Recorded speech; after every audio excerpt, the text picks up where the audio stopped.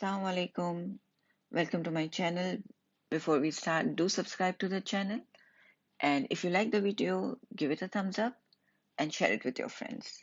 Let's start. Today we are going to solve Cambridge IGCSE Mathematics Paper 4 Extended, October-November 2020, variant 4.3, from question number 5 onwards. So this is question number 5, and we have to find the angles using the circle theorems.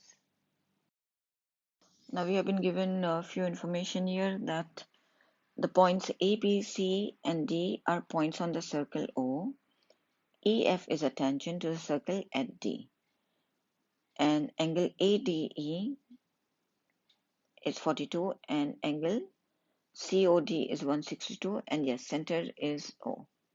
Find the following angles giving reasons for your answers. The first angle we have to find is X.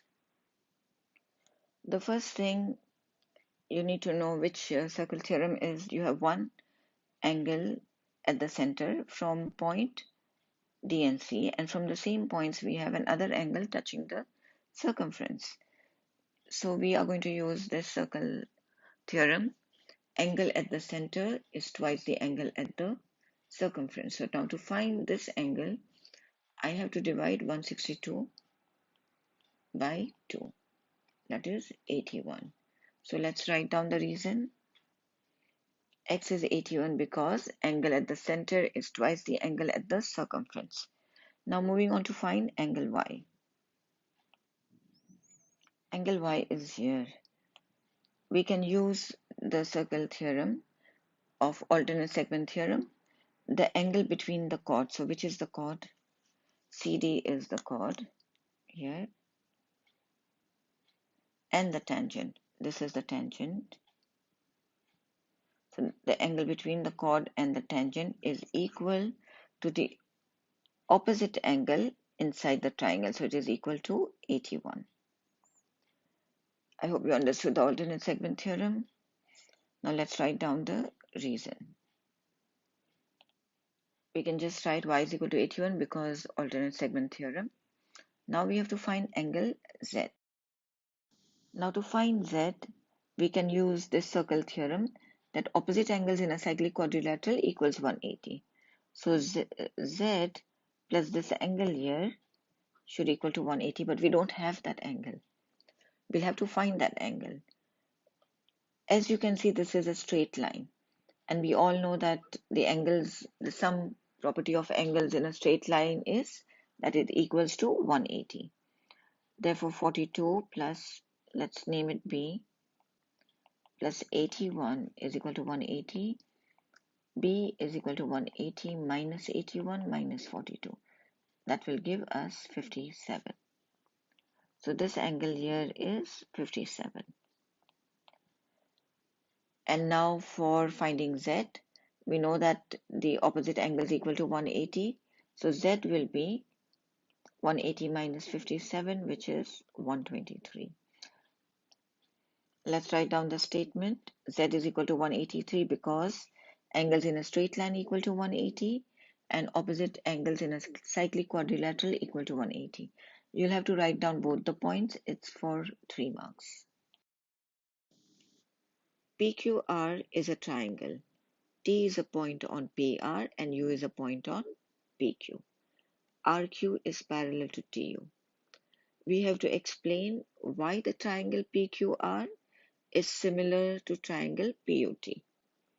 Two triangles are similar if the angles are equal to each other. So we have to first find which angles are equal to each other. The most obvious is the angle P. Angle TPU is equal to angle RPQ. The reason is they are common. Then we have been given the information that TU is parallel to RQ. So we will use the knowledge that we have about the angles in parallel lines. Angle PTU is equal to angle PRQ because they are corresponding angles. I hope you know your angles. And then angle PUT is equal to angle PQR. The same reason that they are corresponding angles, you should know that corresponding angles are equal to each other.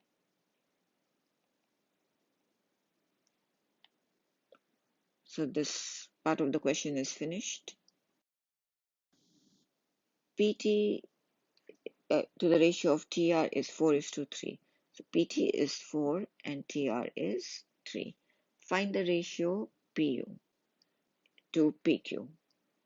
From the information given, we know that PU will be 4 and PQ will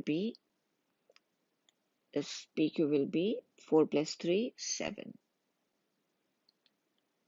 In part B, the area of triangle PUT, the small triangle, is 20 square centimeter. Find the area of the quadrilateral QRTU. I've drawn the two triangles here. PUT, the area is 20 square centimeter, and we have to find the area of the quadrilateral. So first we will find the area of the triangle PQR. For that we need to know the scale factor. PU multiplied by our scale factor, let's name it as K, is equal to PQ. PU is 4 and PQ is 7. So our scale factor is 7 over 4. Now for the area, because it is area, we have to square our scale factor. This will give us 61.25. This area is for the whole triangle, but we want to find only the area of this quadrilateral. So this whole triangle area minus the small triangle area, which is 61.25 minus 20, it will give us 41.25. That is the area of the quadrilateral. Question number 6a. We have been given a cuboid and the length, width, and the height has been given to us. We have to find the volume of the cuboid. A very easy 2-mark question. You just need to know that volume of a cuboid is equal to length multiplied by width multiplied by height. So 8 times 5 times 11. This will give us 440 cubic centimeter. Ivana has a pencil of length 13 centimeter. Does this pencil fit completely inside the cuboid? Show how you decide. If we keep the pencil straight, it will definitely not fit. But if we put it in a slanting manner, it might fit. We'll have to find that out. So how can we place the pencil? If we place the pencil like this diagonally, it might fit. Now there's a shorter way to find the length of this diagonal. If your length, width, and the height is given, 3 sides have been given to you, and you want to find the diagonal of a cuboid. What we can do is, so AG will be write square root and write all the 3 sides that you have. 8 square plus 5 square plus 11 square. Did you understand it? This will give us 14.49. If we round it, it will be 14.5 centimeter. So yes, it will fit diagonally. This is the short way I showed you. I'll explain to you Another method that you must be familiar with working in the school, what we could have done is we could have found AC first. All the angles at the side of a cuboid are 90 degrees. So we are using Pythagoras theorem, and using Pythagoras theorem, we will find AC. After we find AC, we will use AC square plus GC square and square root the answer. Let me write it down for you. To find AC, I will have used Pythagoras theorem with 8 square plus 5 square. That will be 9.43. And this angle is also right angle. So AG is our hypotenuse here. To find that, we will take 9.43 square plus 11 square,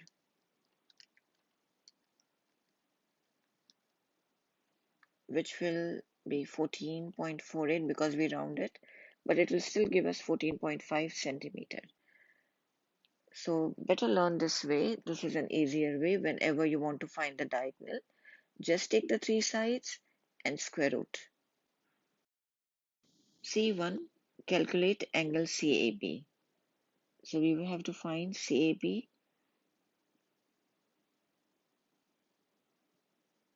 Your B is the right angle and you have CAB.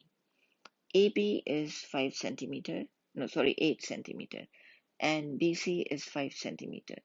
If you want to find the angle CAB, which trig identity will you use? You have the opposite and the adjacent. If you have the opposite and the adjacent, that means we have to use 10. 10A is equal to 5 over 8. Whenever you want to find the angle, you shift the 10 to the other side and write it as 10 inverse. We will get angle A is 32 degrees. Now we have to calculate angle GAC. The angle we are looking to find is this one.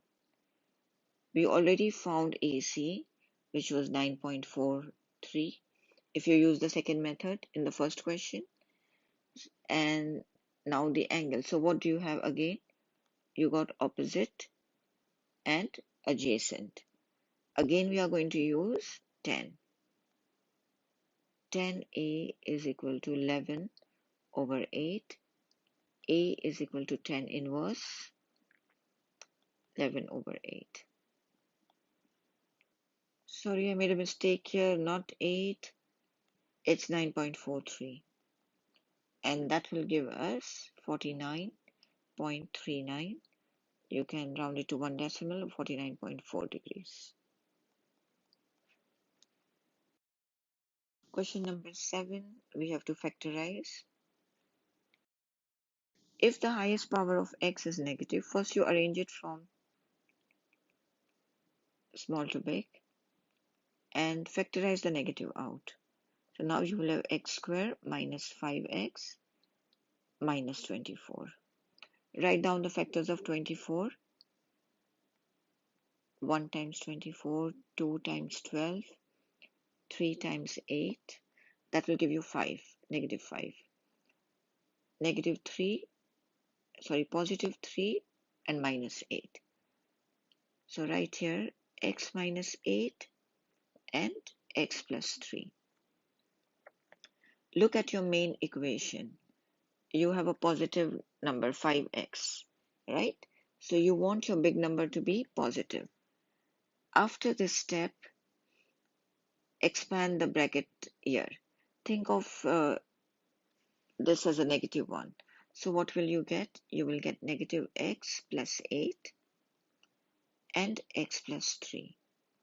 Just arrange it properly. We always put the positive first. So this is how you will solve this question if there's a negative out. We have to find the values of a, b, and c. A and b, we already have factorized our equation. 8 minus x make it equal to 0, you will get x is equal to 8. And then x plus 3, make it equal to 0, you will get x is equal to negative 3. As you can see that B is in the positive quadrant, so that will be 8. A is in the negative quadrant, second quadrant, that will be negative 3. To find C, C is on the y-intercept. On the y-intercept, x is 0.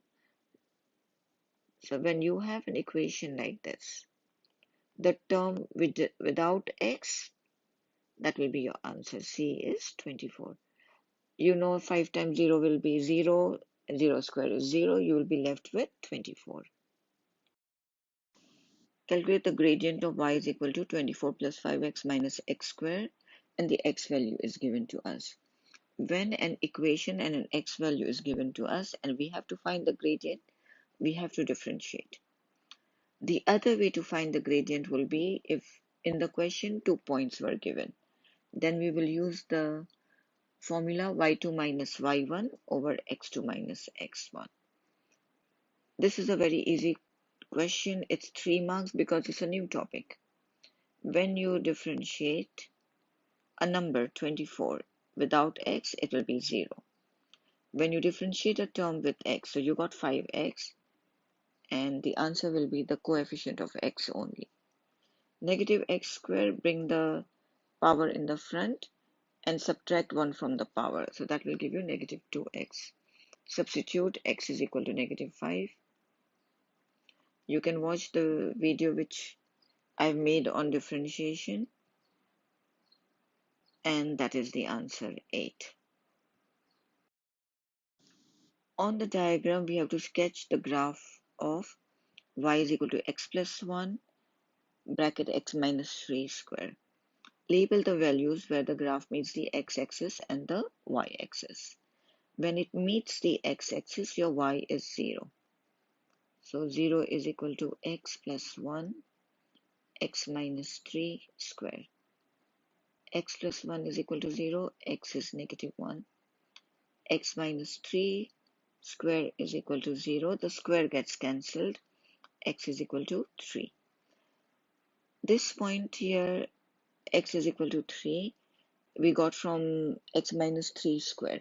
It means this is a turning point. Turning point means at that point our graph will turn like this. We need to find the point on the y-axis. On the y-axis, our x is 0. So to find the y value, in place of x, substitute 0. And you will get 9. So 0 and 9 is the point on the y-axis. Make a rough graph here. Before that, we'll place this is 1, negative 1, 1, 2, and approximately this will be 3. 9, 0, 9 will be here. As I mentioned before, that this is your turning point. So the graph, I'll just draw here. It will be like this. Somewhat like this. We are going to write down the points.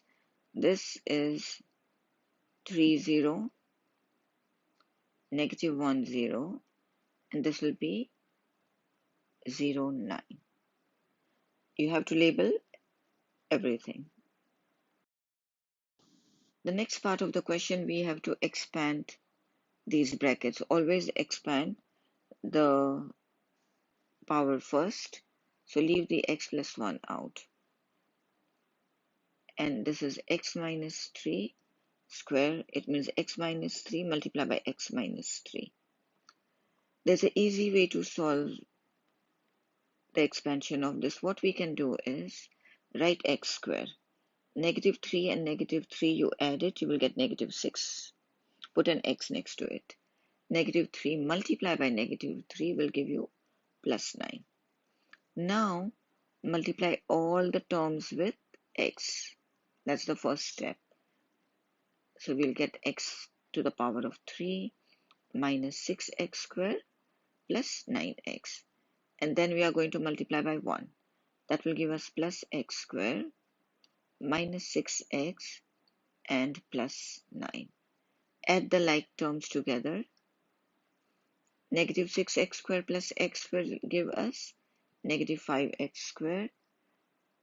9x minus 6x will be plus 3x plus 9. So that's our answer.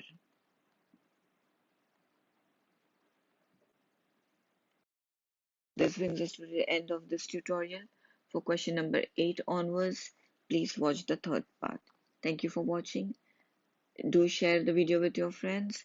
If you like the video, please give a thumbs up and subscribe to my channel.